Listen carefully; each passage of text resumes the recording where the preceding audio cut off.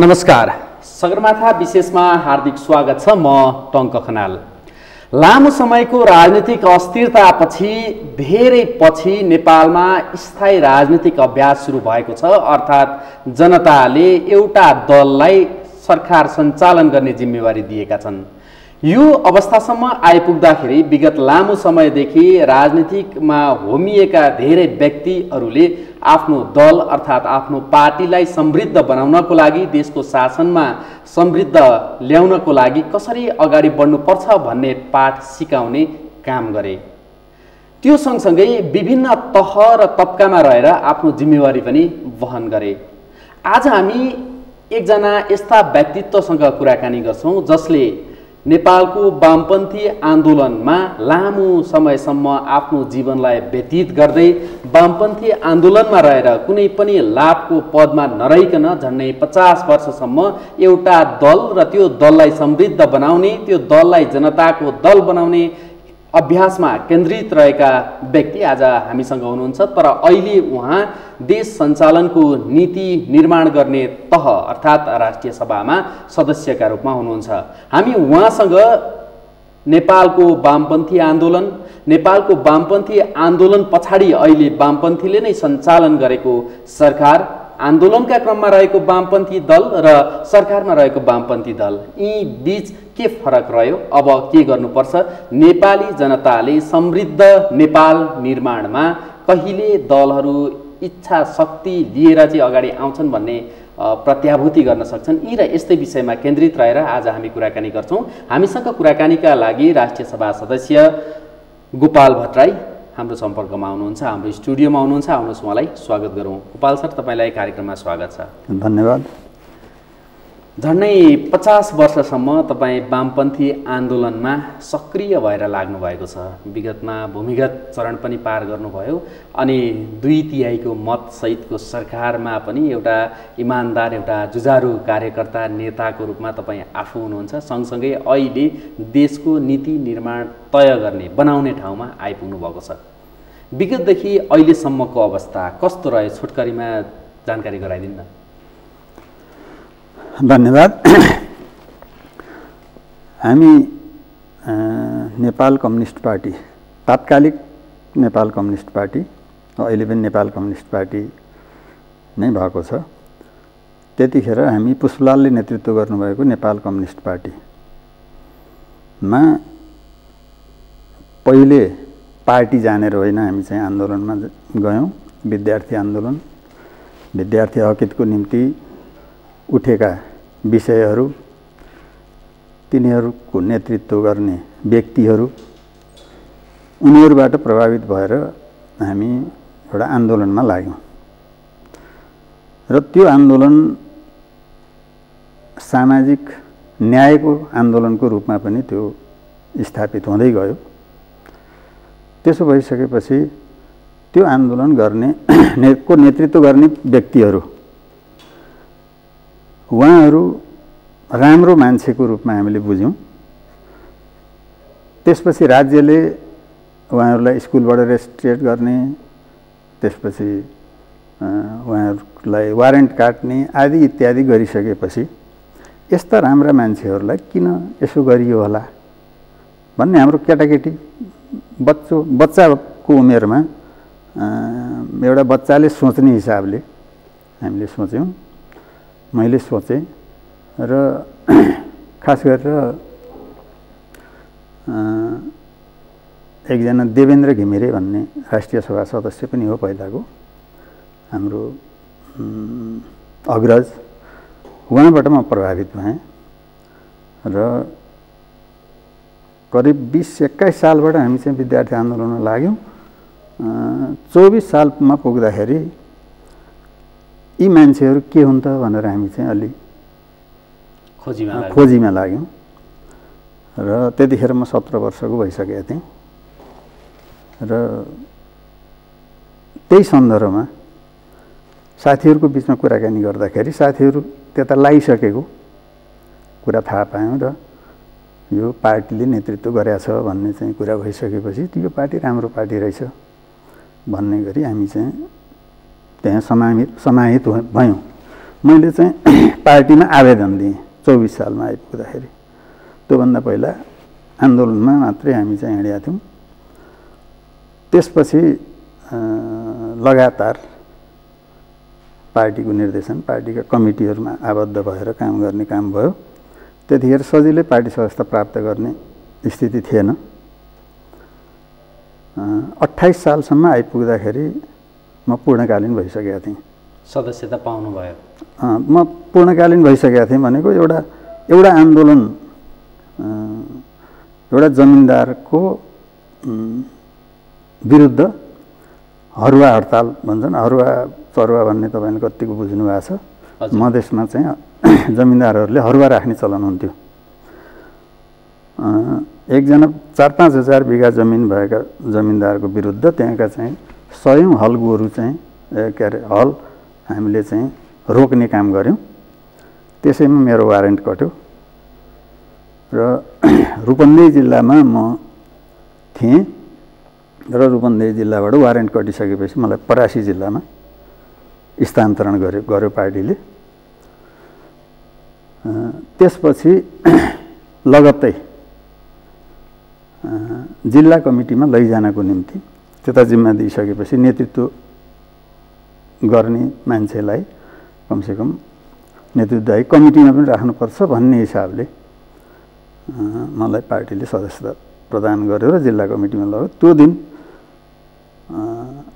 मेरो जीवनमा सबभन्दा खुसीको दिन मैले चाहिँ अहिले पनि जतिखेर जिम्मेवारी पाउनुभयो त्यो जिम्मेवारी पाउने कुरा त सधैँ थियो, पाइराखिया थियो र पार्टी सदस्यता पाउने कुरा त्यति ठुलो महत्त्व। अब सुरुमा तपाईँले एउटा नचिनेको व्यक्ति पुष्पलाल, जसको नेतृत्व चाहिँ राम्रो रहेछ, देश परिवर्तनको लागि, देश रूपान्तरणको लागि भनेर तपाईँले त्यो व्यक्तिलाई आफ्नो नेतृत्व स्वीकार्न तपाईँ तयार हुनुभयो। आज अहिले 2 जना व्यक्तिको नेतृत्वमा पार्टी छ, केपी शर्मा ओली र पुष्पकमल दाहाल प्रचण्ड।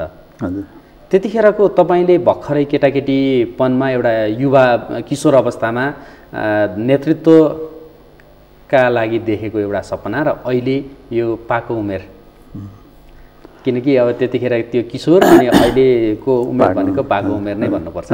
यो बिचमा अब नेतृत्व ठिक छ?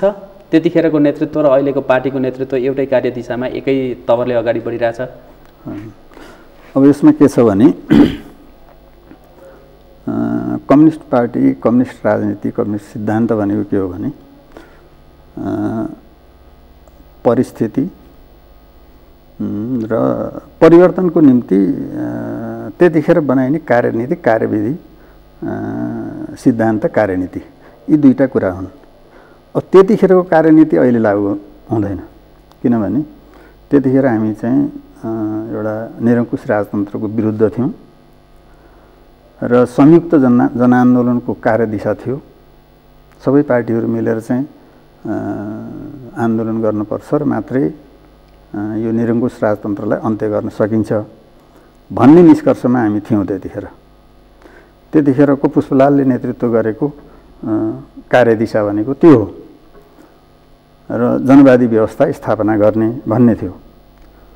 त्यही कार्यदिशाको आधारमा राजतन्त्र अन्त्य भएको छ। चाहे जतिसुकै विभिन्न खालका विभिन्न कोणबाट आन्दोलन, सशस्त्र युद्ध आदि इत्यादि गरिएको भए पनि कार्यदिशा त्यही हो। लास्टमा आएर सबैको संयुक्त जनआन्दोलन नै त्यसको अन्तिम परिणाम निकाल्ने कार्यदिशा तय भयो र त्यसैले चाहिँ अन्तिम परिणाम निकाल्यो। त्यसो भएर उहाँको कार्यदिशा सही थियो भन्ने नै हो। अब अहिले त्यही कार्यदिशाबाट चाहिँ अगाडि बढ्न सकिँदैन। अब अहिलेको परिस्थिति भनेको हिजो हामी राजनीतिक परिवर्तनको लडाइँमा थियौँ, अहिले हामी समृद्धिको लडाइँमा छौँ। त्यसो भएर यो समृद्धि र राज्यसत्ता परिवर्तनको कुरा फरक कुरा हो। अब यसैमा मैले अलिकति जोड्न खोजेँ तपाईँलाई। हिजो तपाईँले एउटा उदाहरण दिनुभयो हरुवा चरुवाको। त्यही बेलामा एकजना जमिनदारसँग 100औं हल गोरुहरू चाहिँ आफूहरूले कब्जामा लिएको भन्ने किसिमको, किनकि आम रूपमा जनतालाई जनमुखी काम गर्नका लागि तपाईँले एकजनालाई नियन्त्रणमा लिनुभयो जसको धेरै सम्पत्ति थियो। त्यो राजनीति त्यहाँबाट सुरु गरेको एउटा निष्ठाको राजनीति अहिलेसम्म तपाईँले अवलम्बन गरिराखेको राजनीति, तर अहिलेको अवस्थामा आइसके पछाडि एउटा नेतृत्व तहमा रहेको व्यक्ति विभिन्न कारणले, सरकारले भन्छ भ्रष्टाचार शून्य सहनशीलता अपनाउने भनेर, तर भ्रष्टाचार शून्य सहनशीलता अपनाउने भन्दै गर्दाखेरि सरकारकै विभिन्न पदमा रहेका, एउटा मन्त्रालयको जिम्मेवारी रहेको, सरकारको प्रवक्ताको भूमिकामा रहनुभएको व्यक्ति एउटा भ्रष्टाचारकै केस त्यही एउटा काण्डमा मुछेर पदबाट बाहिरिनु पर्यो, अर्थात् उहाँले राजीनामा दिनु पर्यो। हेर्नुहोस् त, विगतमा तपाईँले एउटा यो पार्टीलाई निष्ठावान पार्टी बनाउनु पर्छ भनेर लाग्दै गर्दा आज तपाईँ पनि एउटा नीति निर्माण गर्ने ठाउँमा आइपुग्दाखेरि यस्ता दृश्य देखिए। त्यो किशोर अनि अहिलेको चाहिँ गोपाल भट्टराई, त्यतिखेरको किशोर गोपाल र अहिलेको गोपालले त्यहाँ देख्ने परिवर्तन साँच्चै हामीले लडेको, हामीले हिँडेको बाटो ठिक रहेछ, हामीले मानेका नेताहरू ठिक रहेछन् भन्ने आधार छ त? समृद्धिको कुरा यसरी भ्रष्टाचार शून्य सहनशीलता अवलम्बन हुन सक्ला नसक्ला, यो नेतृत्वले गर्न सक्ला नसक्ला, के देख्नुहुन्छ? यो यसमा एकै शब्दमा भन्दा यो टुङ्गिँदैन। यसलाई चाहिँ अलिकति थोरै विश्लेषण गर्नुपर्छ। यो के हो भने कुनै पनि राजनीतिक पार्टी, कुनै पनि सङ्गठन, कुनै पनि समाजमा रहेका चिजहरू यो समाजको परिवेशबाट स्वाटै एकैचोटि चाहिँ अलग हुन्छन् भन्ने मलाई लाग्दैन। किनभने समाज परिवर्तनको एउटा प्रक्रिया छ, त्यो प्रक्रिया अनुसार समाज परिवर्तन हुने हो। अब तपाईँले पूर्व सञ्चार मन्त्रीको कुरा गर्नुभयो। अब उहाँको विषय के हो अब टुङ्गो लागेको छैन, भोलि टुङ्गो लाग्ला। उहाँले गलत गरेकै हो भने उहाँले चाहिँ सजाय पाउनुहुन्छ, किनभने यो सरकारले तुरुन्तै नैतिकताको आधारमा उहाँलाई फिर्ता गरायो, मतलब उहाँलाई राजीनामा दिन लगायो। यसले पनि के देखिन्छ भने भ्रष्टाचारको कुनै गन्ध, कुनै अभियोग आयो भने त्यो छानबिनको निम्ति त्यो मान्छेलाई बोक्दैन भन्ने निष्कर्ष हो भन्ने मलाई लाग्छ। अहिले यो सरकार बनेको 2 वर्ष भयो र खास गरेर यो संविधान अनुसार निर्वाचन भएर बनेको सरकार पनि यही हो, पहिलो सरकार हो। त्यसो भएको हुनाले अझै सङ्क्रमणकाल सकिसकेको छैन भन्ने मलाई लाग्छ। अर्को, भ्रष्टाचारको सन्दर्भमा पहिलेदेखि भएका भ्रष्टाचारहरू, गलत क्रियाकलापहरू, यसको खोजबिन त सुरु गरेको छ यो सरकारले। अहिले चाहिँ के कसरी चाहिँ यसलाई प्रस्तुत गरिएको छ भने यही सरकारको बेलामा भ्रष्टाचार भएको हो, भ्रष्टाचार चाहिँ को बिगबिगी यही बेलामा भएको हो भन्ने होइन, छैन त भन्ने गरी होइन, छ होला त, त्यो पनि खोजबिन गर्नुपर्छ। तर त्यो खोजबिन गरेको विषयलाई यो राम्रो काम गरेको छ भन्न पनि सक्नु पर्यो नि, विश्लेषण गर्नु पर्यो नि। राम्रो नराम्रो दुईटै कुरालाई ल्याउनु पर्यो, नराम्रा कुरा पनि उजागर गर्नु पर्यो, राम्रो काम गरेको छ भने प्रोत्साहन पनि गर्नु पर्यो। तपाईले त दुई पाटोबाटै हेरिदिनु पर्यो नि त, किनकि अहिले आम सर्वसाधारण सामाजिक सञ्जालमा आइरहेका टिक्का टिप्पणी भनेको त सकारात्मक र नकारात्मक दुवै छन्। सरकारले गरेका कामको तारिफ पनि छ होला, अलिकति बढी चाहिँ टिक्का टिप्पणीहरू हुने गर्छन् त्यो बाहिर आउने भएकोले गर्दाखेरि। तर तपाईँ जतिको व्यक्ति जो राष्ट्र निर्माणको नीति निर्माण गर्ने तहमा हुनुहुन्छ, ठाउँमा हुनुहुन्छ, तपाईँले पनि त एउटा सानो चाहिँ भर्खरै पार्टीमा लागेको कार्यकर्ताको रूपमा त टिप्पणी गर्न मिलेन। होइन, मैले त्यो रूपमा भन्नै खोजेको छैन। मैले चाहिँ यदि भ्रष्टाचार हुन्छ भने केपी ओलीले भ्रष्टाचार गरे पनि त्यो चाहिँ खोजबिन हुनुपर्छ, त्यसको छानबिन हुनुपर्छ। त्योभन्दा तलको त कुरै छोड्नुहोस्। त्यो छानबिनलाई अहिले जसरी चाहिँ त्यो उछाल्ने काम भएको छ नि, अलि बढी उछाल्ने काम भएको छ, त्योभन्दा कमसेकम सुरुवात, राम्रा काम सुरुवात गरेको कामलाई यो राम्रो गरेको छ, यही अनुसार जाऊ है भन्न पनि सक्नु पर्यो। ल अहिलेको सरकारले 2 वर्षको अवधिमा गरेका राम्रा कामको केही सूची? होइन, अहिलेको सरकारले दीर्घकालीन कामहरू धेरै गरेका छ। जस्तै अब दीर्घकालीन कामहरू भन्दाखेरि अब यो यातायातको क्षेत्रमा रेल, अरू बाटाघाटा, ठुला ठुला योजनाहरू, बाटाघाटाका ठुला योजनाहरू, जस्तै अब यो पूर्व पश्चिम राजमार्गलाई 4 लेन गर्दैछ, त्यसको अब टेन्डर सुरु भयो। त्यसपछि अरू करिडोरहरूको चाहिँ टेन्डरहरू भइरहेछन् र अब विमानस्थलहरू सुचारू रूपले अगाडि बढेका छन्। अब ती एकदम स्थिर रहेका चाहिँ कामहरूलाई अगाडि बढाउने काम गरेका छ। खास गरेर राष्ट्रिय महत्त्वका आयोजनाहरूलाई अलि बढी उसले चाहिँ अगाडि बढाउने गरी गएको छ। अब बिचमा अवरोध आएका कुराहरूलाई पनि अवरोध हटाएर अगाडि गएको छ। जस्तै मेलम्चीकै कुरा गर्नुहोस्, अब त्यो कहिलेसम्म यो नआउने हो भन्ने स्थिति थियो, अब त आउला अब त त्यहाँ गएर चाहिँ परीक्षण पनि सुरु भएछ हैन। अहिले त के भन्ने गरिन्छ भने सरकारले गर्ने काम चाहिँ अब भोट ब्याङ्कको रूपमा जब चुनावको मुख नजिकिँदै गर्छ त्यतिखेर आउँछ मेलम्चीको पानी, सडक बन्ने पनि त्यतिखेरै हो भन्ने एक खालका टिप्पणी पनि आइरहेका छन् नि। होइन, चाँडै जो आउँछ। अब त्यसमा चाहिँ ढुक्क हुनुहोस्, अब आइहाल्छ। यो भोट ब्याङ्क त मान्छेले त्यही हेर्ने हो, कामै हेर्ने हो। काम भयो भने भोट दिने हो, काम भएन भने नदिने हो। त्यसो भएर जनताले चाहिँ परीक्षण गर्ने भनेको त काममै हो। काम गर्यो भने अहिले तपाईँले देख्नुभएको यसो नेताहरू त्यति सचेत छन् कि छैनन् होला, किनकि सामाजिक सञ्जालमा उठेको एउटा विषय, कुनै पनि मिडियामा आएको एउटा विषयले गर्दाखेरि एउटा जिम्मेवार व्यक्तिले पद छोडेर जानुपर्ने स्थिति बन्छ, पद छाड्नुपर्छ, त्यसलाई पदच्युत गर्ने, बर्खास्त गर्ने काम सम्म गर्नुपर्ने स्थिति छ। यो विषयबाट नेताहरूले केही पाठ सिकेका छन् कि छैनन् होला, कि त्यो गए ठिकै छ हाम्रो पालामा देखा जाएगा भन्ने नै छ? कस्तो देख्नु भएको छ? सिकेका छन् होला, सिकेका छैनन् भने सिक्नुपर्छ। गलत काम गर्यो भने मेरो हैसियत रहँदैन, म सकिन्छु भन्ने कुरा चाहिँ बुझ्नुपर्छ। तपाईँ लामो समयदेखि पार्टीको वामपन्थी राजनीति गर्दै गर्दा पार्टीको एउटा स्वच्छ छविको कार्यकर्ता, नेताको रूपमा आफ्नो परिचय बनाउनु भएको र तपाईँभन्दा पछिल्लो पुस्ताका केही व्यक्तिहरूलाई नेतृत्व तहमा पुर्याउनको लागि पनि तपाईँले प्रशिक्षण दिनुभएको, तपाईँले आफूलाई एउटा पार्टीको शिक्षक, पार्टी नीति पढाउने शिक्षकको रूपमा आफूलाई व्याख्या गर्नुभएको पनि छ। यसरी हेर्दा एउटा शिक्षकको नजरमा अहिलेका आम कार्यकर्ता, स्थानीय तहदेखि विभिन्न नेतृत्व तहमा रहेका कार्यकर्ता के देख्नुहुन्छ? भविष्य कस्तो छ? यस्तो छ, अब म कम्युनिस्ट पार्टीमा लाग्दाखेरि मैले केही पाउँछु भनेर लागे होइन। हामी चाहिँ समग्र देशको प्रगति भयो भने, देश समृद्ध भयो भने हामी पनि समृद्ध हुन्छौँ, सबै मान्छे समृद्ध हुन्छौँ। त्यसो भएको हुनाले समृद्धिको लडाइँ भनेको आफ्नो निम्ति होइन, सबै जनताको निम्ति, देशको निम्ति हो भन्ने गरी नै हामी लागेको हो।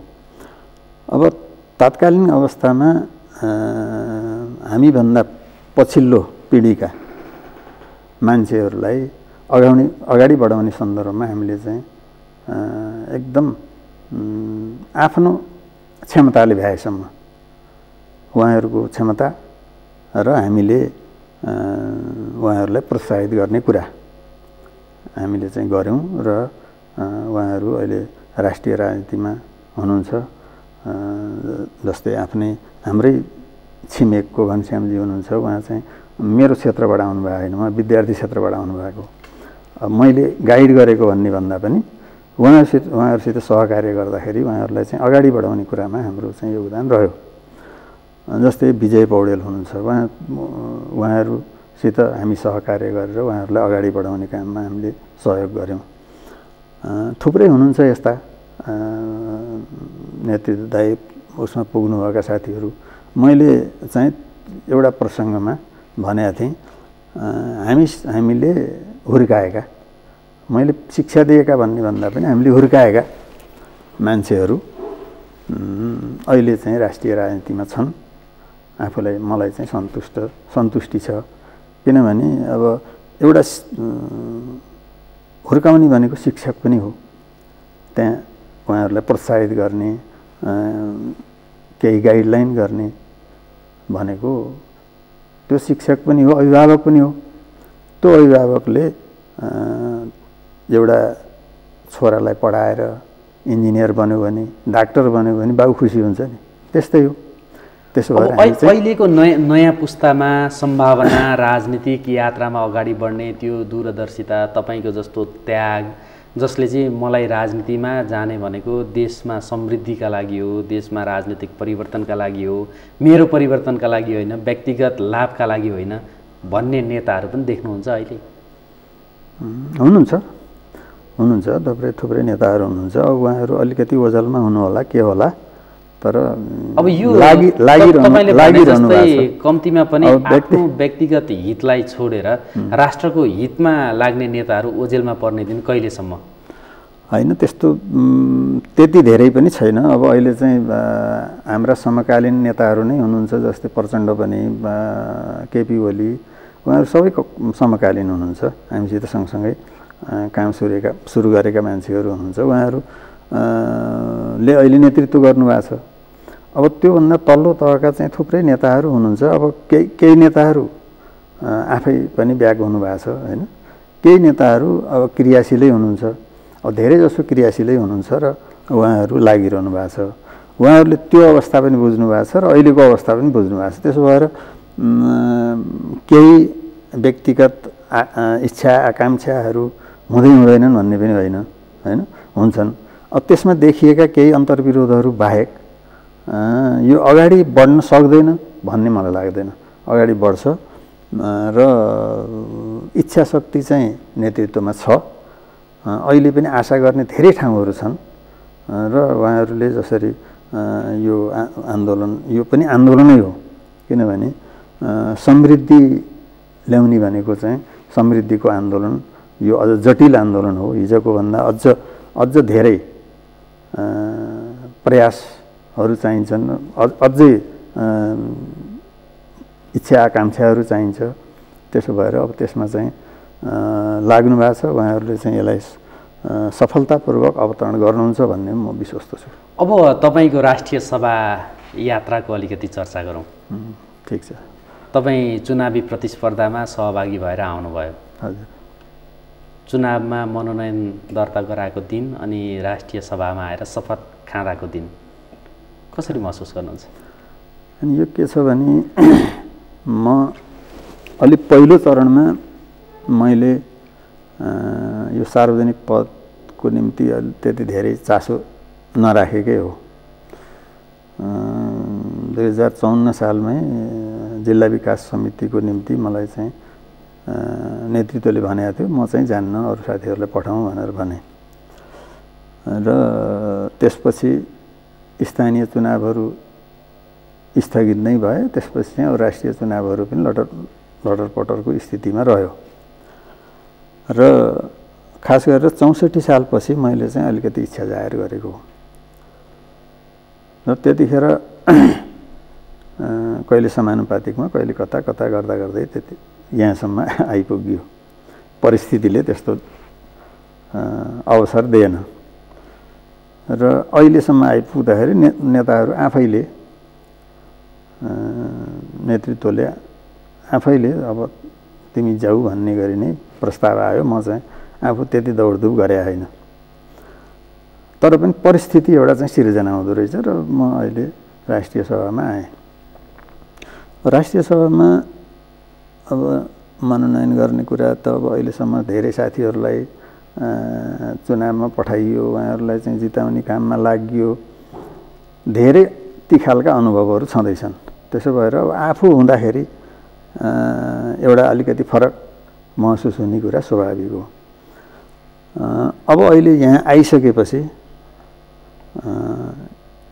यो संसदको मेरो अनुभव यो पहिलो हो।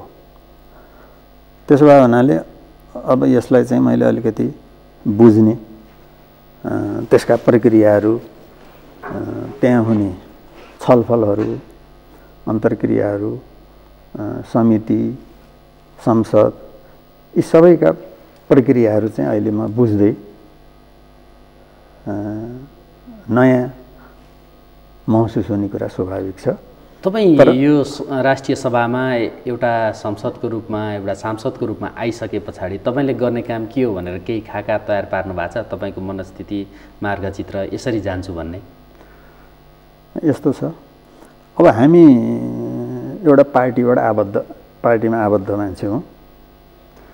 पार्टीले एउटा घोषणापत्र तयार गरेको छ र अब राष्ट्रिय अर्थतन्त्र समृद्धि र विकासको निम्ति एउटा योजना तय गरेको छ। त्यसलाई नै हामीले टेवा दिने हो। त्यसलाई कसरी अगाडि बढाउने सन्दर्भमा आफ्नो भूमिका के हुन्छ, आफ्नो भूमिका त्यसमा चाहिँ समर्पित गर्ने हो भन्ने मलाई लाग्छ। अब अहिले अन्त्यमा यो समसामयिक विषयसँगै जोडिएको विषय, विश्वभर महामारीको रूपमा फैलिएको कोरोना नियन्त्रणको लागि सरकारले गर्यो खबरदारी। 25 जनाभन्दा बढी सहभागी सभा सम्मेलनमा सहभागी नहुने भनेर निर्देश नै जारी गर्यो। तर सँगै तपाईँहरू भर्खरै राष्ट्रिय सभा बैठक सकाएर आउनुभयो। अनि सामाजिक सञ्जालमा मैले केही बेर अगाडि हेर्दा चाहिँ राष्ट्रिय सभाले नै सरकारको निर्देशन मानेन भन्ने खालका प्रश्नहरू पनि उठाइए। एउटा पाटो त्यो रह्यो। सँगसँगै अर्को राष्ट्रिय सभा बैठकमा सम्बोधन गर्ने सांसदहरूले नै भन्नुभयो खाडी र अन्य वैदेशिक रोजगारमा जाने नेपालीहरूले पठाएको रेमिटेन्सबाट राज्य सञ्चालन गर्ने, तर उनीहरू सङ्कटमा परिसके पछाडि चाहिँ उनीहरूको आउने बाटो नै बन्द गर्ने भन्ने खालको टिका टिप्पणी पनि भइरहेको छ। आज राष्ट्रिय सभामा यो कुरा उठेको थियो। मलाई कस्तो लाग्छ भने यस सन्दर्भमा राज्यले चीनमा वुहानमा अड्किएका नेपालीहरूलाई लिएर आउन चाहिँ अलिकति 3-4 दिन ढिलो गर्दाखेरि चाहिँ ठुलै यहाँ गभर्नर भएको थियो। उसले त्यो बिचमा अलिकति तयारी गर्न थाले रहेछ र उसले चाहिँ तयारी गरेर ल्याउने भनेर तयारी गर्दै थियो। ऊ धेरै बोलेको थिएन र उसले एउटा तयारी गरेर ल्यायो। मान्छेहरू आए, क्वारेन्टाइन बसे, उनीहरू खुसी भएर घर फर्किए। त्यो विद्रोह जस्तै पनि देखिएको थियो। उहीँ पनि यहाँका अभिभावकहरूमा पनि देखिएको थियो, किनभने के हो त थियो नि। त्यसो भएर त्यो हुने कुरा स्वाभाविक छ। अब भोलि अहिले चाहिँ यहाँ रोक्दाखेरि नेपालीलाई मात्रै ल्याउने हो, विदेशीलाई रोक्ने हो भन्न मिल्दैन। राज्यले के गर्नुपर्छ भने भोलि त्यहाँ सङ्कट पर्यो भने चीनबाट जसरी ल्यायो त्यसरी चाहिँ ल्याउनुपर्छ। त्यहाँका समय र संवादको लागि तपाईँलाई धेरै धेरै धन्यवाद। धन्यवाद यहाँहरूलाई पनि मलाई यहाँ आएर बोल्ने, आफ्ना कुरा राख्ने अवसर दिनुभएकोमा धन्यवाद। दर्शकवृन्द, आज हामीले राष्ट्रिय सभा सदस्यको रूपमा अहिले जिम्मेवारी निर्वाह गरिरहनुभएका गोपाल भट्टराईसँग कुराकानी गऱ्यौँ। उहाँ विगत लामो समयदेखि वामपन्थी आन्दोलनमा रहनुभएको छ र उहाँले विभिन्न तह तबकामा आफूसँगैका साथीहरूलाई विभिन्न ज्ञान शिक्षा वामपन्थी आन्दोलनका बारेमा जानकारी गराउँदै गर्दा उहाँहरू जिम्मेवार तहमा पनि हुनुहुन्छ। उहाँ एउटा निष्ठाको राजनीति गर्ने मान्छे। निष्ठाको राजनीतिले पक्कै पनि देशमा समृद्धि आउँछ। अहिले त्यही निष्ठावान राजनीतिबाट नै राजनीतिक परिवर्तन भएको छ। अब समृद्धिको बाटोमा नेपाल अगाडि बढ्छ भन्ने कुरा हामीलाई गर्नुभयो। सँगसँगै कोरोना भाइरस र यससँग चालेको सरकारको कदम कुनै न कुनै रूपमा केही न केही सोच विचार र निर्णय गरेर सरकारले अगाडि बढेकोले मान्नुपर्ने र हामीले यसमा अलिकति सचेत र सजग हुनुपर्ने कुरा पनि हामीलाई भन्नुभयो। हामी फेरि भोलि अर्को प्रस्तुतिका साथ उपस्थित हुनेछौँ। हामीलाई बिदा दिनुहोस्। सगरमाथा टेलिभिजन हेर्दै गर्नुहोला। नमस्कार।